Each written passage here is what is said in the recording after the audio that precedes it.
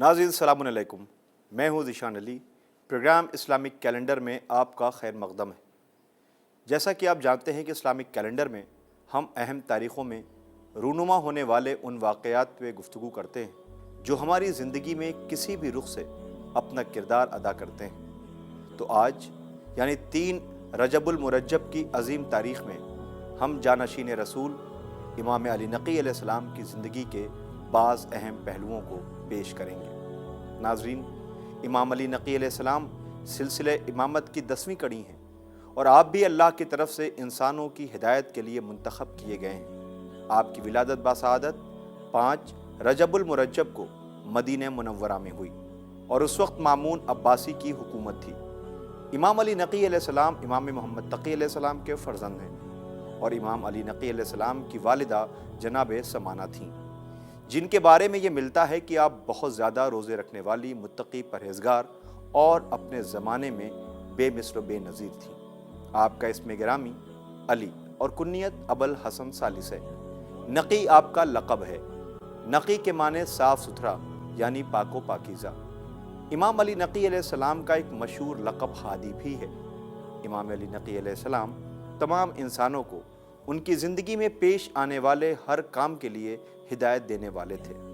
توکل ایمان کی علامت ہے اور مصیبت میں اللہ پر بھروسہ رکھنا مومن کا کام ہے، اور امام علی نقی علیہ السلام کی پوری زندگی متوکلانہ تھی اور وہ توکل کی مثال تھے، یعنی بے انتہا اللہ پر بھروسہ کرنے والے۔ اور امام علی نقی علیہ السلام کا ایک لقب ناصح ہے، یعنی نصیحت کرنے والا اور لوگوں کے ساتھ اچھائی کرنے والا۔ امام علیہ السلام ایسا دل رکھتے تھے جو ہمیشہ لوگوں کے لیے ہمدردی رکھتا تھا۔ امام علی نقی علیہ السلام یتیموں، مسکینوں، سائلوں پر بے حد شفقت فرماتے تھے۔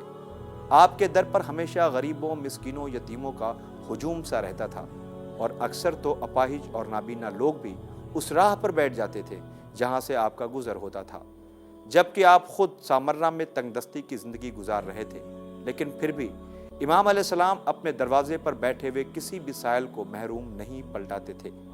یتیموں کو اپنے سامنے بٹھا کر ان کے سروں پر ہاتھ پھیرتے اور ان کی ہر طرح کی ضرورتوں کو پورا کرتے، اور آپ ہر ضرورت مند کی ضرورتوں کو پورا کرنے میں مکمل خیال رکھتے تھے۔ مگر اس کے باوجود ظالمین نے حق کو مٹانے کے لیے، باطل نے حق کو مٹانے کے لیے ہر دور میں اور ہر زمانے میں اپنی کوششیں جاری رکھیں۔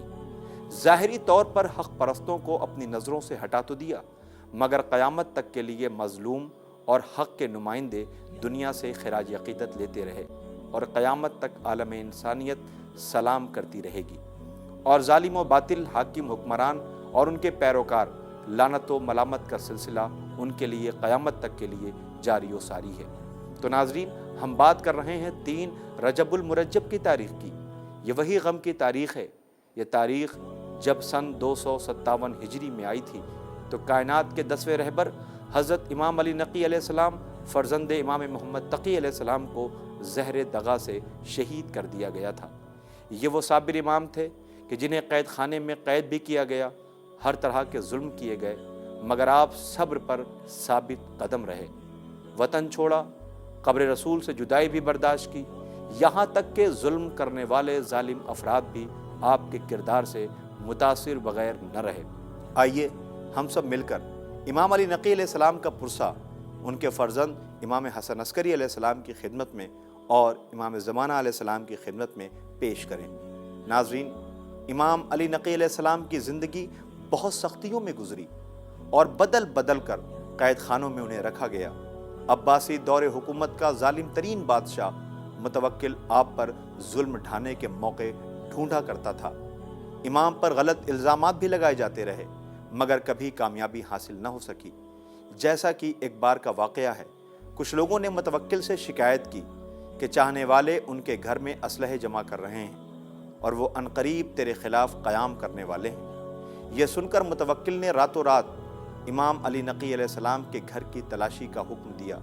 سپاہی گھر کے اندر داخل ہوئے تو کیا دیکھا کہ امام علیہ السلام مصلی پر بیٹھے ہوئے تلاوت قرآن کر رہے ہیں۔ لوگ امام علی نقی علیہ السلام کو مصلی سے اٹھا کر دربار میں لے آئے اور متوکل کو خبر دے دی کہ ان کے گھر میں کوئی اسلحے نہیں ہیں۔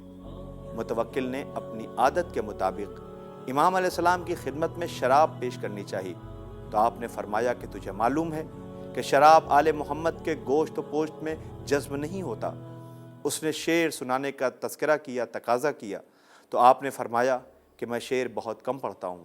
لیکن اس نے جب بہت اصرار کیا تو آپ نے دنیاوی چمک دمک میں ڈوبے ہوئے حکومتی اہلکار اور ان کی پیروی کرتی ہوئی عوام اور دنیا ہی کو سب کچھ سمجھنے والے لوگوں کے درمیان آپ نے حقیقت پر مبنی کچھ ایسے اشعار سنائے جس سے ان کے سرور کا نشہ اتر گیا، اور امام علیہ السلام نے انہی اشعار کے ذریعے دنیا کی حقیقت کو ان کے سامنے پیش کر دیا۔ امام علیہ السلام فرماتے ہیں، زمانے کے رؤسا اور سلاطین جنہوں نے پہاڑوں کی بلندیوں پر پہروں کے اندر زندگی گزاری تھی، ایک دن وہ آ گیا جب اپنے بلند ترین جگہوں سے نکل کر قبر کے گڑھے میں گرا دیے گئے جو ان کی بدترین منزل ہے۔ ان کے دفن کے بعد منادی غیب کی آواز آئی کہ وہ تخت و تاج و خلعت کہاں ہیں اور وہ نرم و نازک چہرے کہاں ہیں جن کے سامنے بیش قیمت پردے ڈالے جاتے تھے؟ تو جواب میں قبر نے زبان حال سے پکار کر کہا کہ آج ان چہروں پر کیڑے مکوڑے رینگ رہے ہیں۔ ایک مدت تک مال دنیا کھاتے رہے اور اب کیڑے انہیں کھا رہے ہیں۔ امام علی نقی علیہ السلام کے ان اشعار کو سن کر متوکل بے ہوش ہو کر گر پڑا، اور جب ہوش آیا تو محفل شراب کو برخاست کر دیا اور امام علیہ السلام کو باعزت طریقے سے رخصت کر دیا۔ ناظرین، متوکل پر یہ اثر وقتی طور پر ہوا تھا، اسی لیے اس کے بعد بھی مظالم کا سلسلہ جاری رہا، لیکن ہمیں چاہیے کہ ہم امام علیہ السلام کے ان اشعار سے ضرور فائدہ حاصل کریں اور اپنے آپ کو دنیا کی خواہشوں میں ڈوبنے نہ دیں تاکہ قبر کے عذاب سے بچے رہیں۔ زندگی میں تو ہر انسان اپنا ہر طرح سے خیال رکھتا ہے تاکہ سب سے اچھے دکھے، لیکن موت آنے کے بعد قبر میں اپنے آپ کو نہیں بچا سکتے، جیسا کہ امام علیہ السلام نے فرمایا کہ آج ان چہروں پر کیڑے رینگ رہے ہیں۔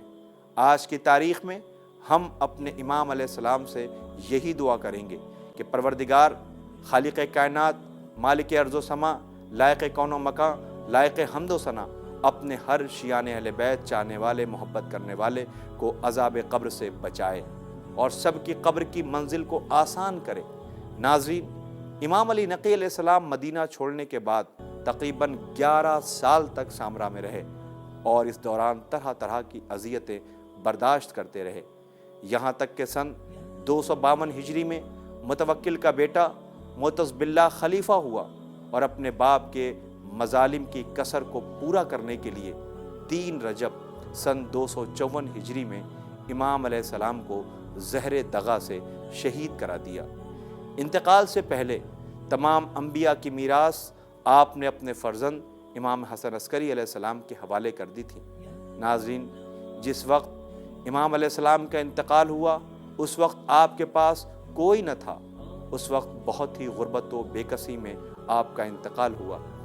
امام حسن عسکری علیہ السلام نے باپ کے غم میں گریبان چاک کیا اور پھر اپنے باپ کی تجہیز و تکفین کا انتظام کیا اور اپنے بابا کو سپرد خاک کیا۔ ناظرین، ہم پروگرام کا اختتام امام علیہ السلام کے ان اقوال کے ساتھ کرنا چاہیں گے جو ہماری زندگی کے لیے مشعل راہ ہے۔ امام علیہ السلام فرماتے ہیں، انسان کو ہمیشہ اپنے اعمال کا محاسبہ کرتے رہنا چاہیے اور کسی وقت اپنے اعمال پر غرور نہیں پیدا ہونا چاہیے کہ خود پسندی کسی بھی انسان کو تباہ و برباد کر سکتی ہے۔